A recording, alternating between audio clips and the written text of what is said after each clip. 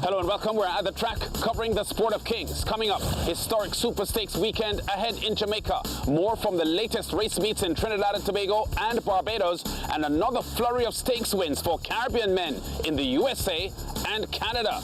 First to Jamaica. Supreme Ventures Racing and Entertainment Limited announcing an unprecedented Superstakes weekend at Caymanas Park Friday and Saturday, sponsored by Lasco, with a Superstakes set to be run for the first time ever on a Sunday. The major event on opening day Saturday will be the Caribbean Sprint.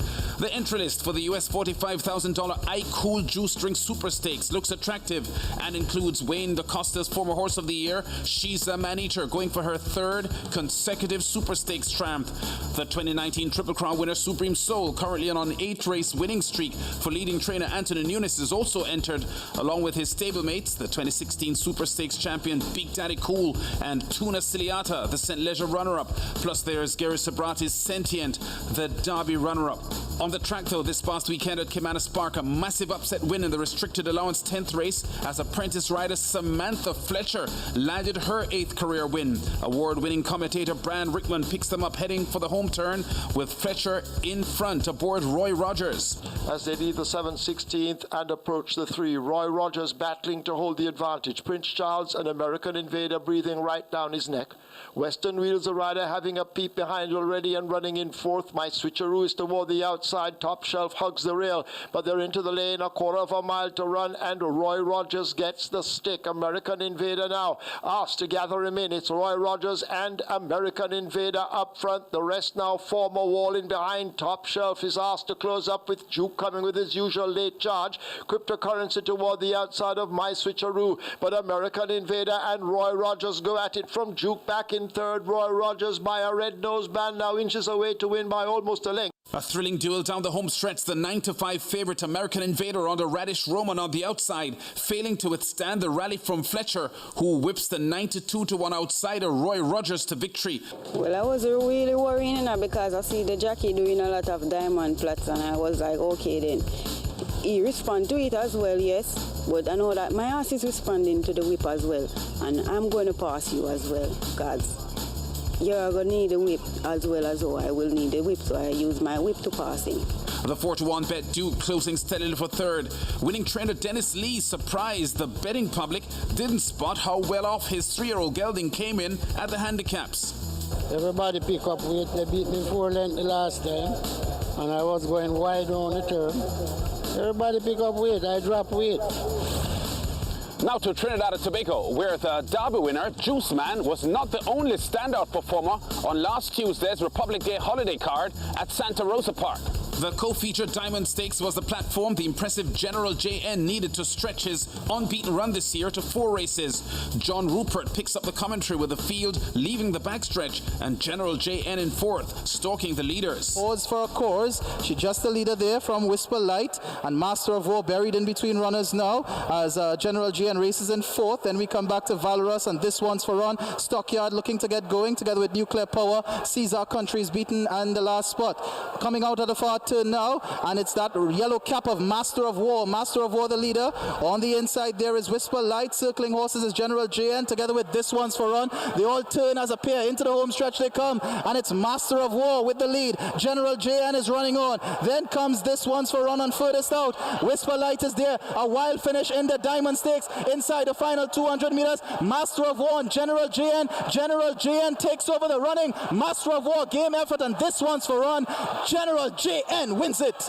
Master of War, big effort for 2nd. General JN very smart for an 8th win in his last 9 starts. The 19-1 outsider Master of War determined in the runner-up spot as General JN speeds to a near track record 1:18.28 seconds for 6 3/4 furlongs for trainer John O'Brien.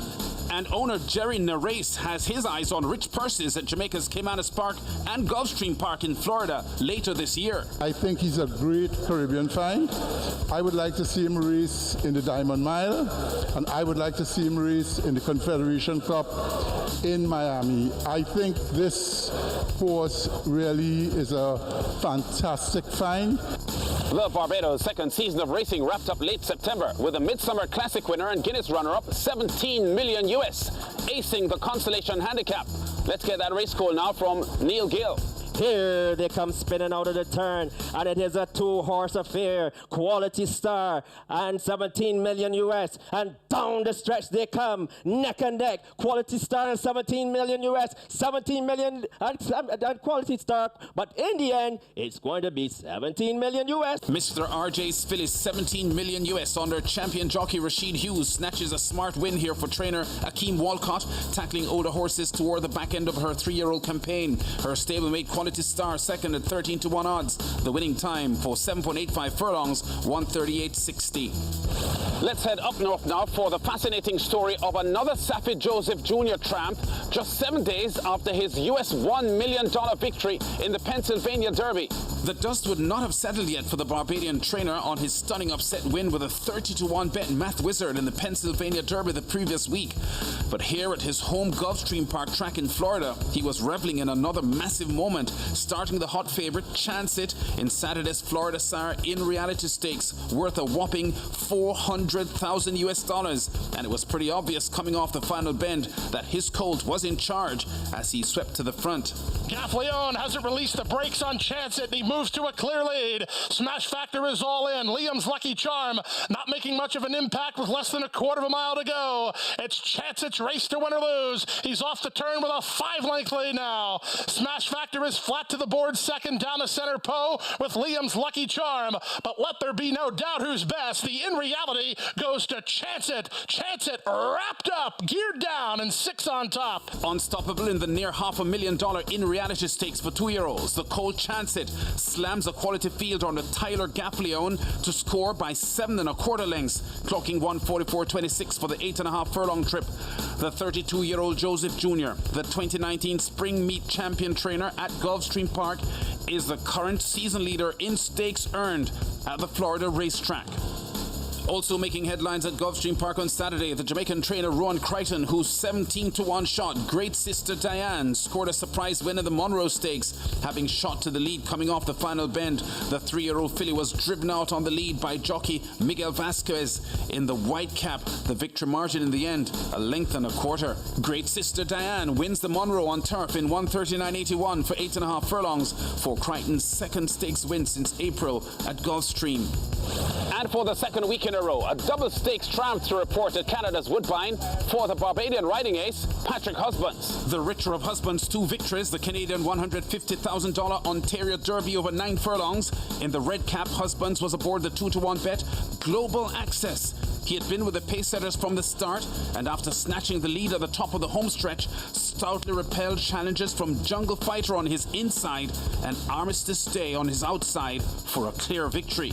The colt Global Access by 1 1/4 lengths in a new track record 148.24 for 9 furlongs at 2-1 odds for trainer Michael Trombetta, as Husbands adds to the Victorian Stakes and Sweet Brad 2 Stakes races he had won the previous Saturday.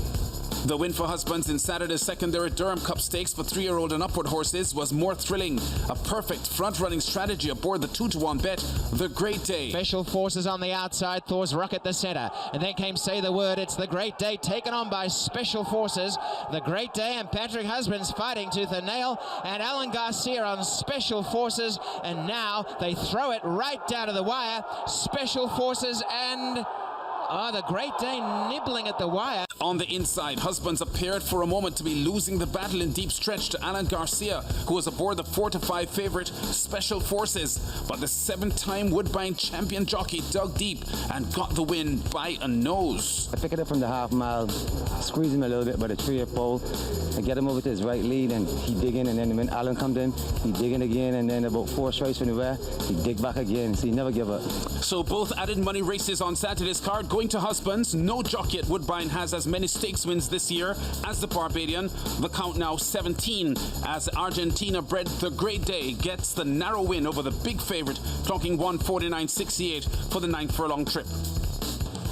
We've been at the track covering top stories and exciting races in the Sport of Kings. Check us out again next week.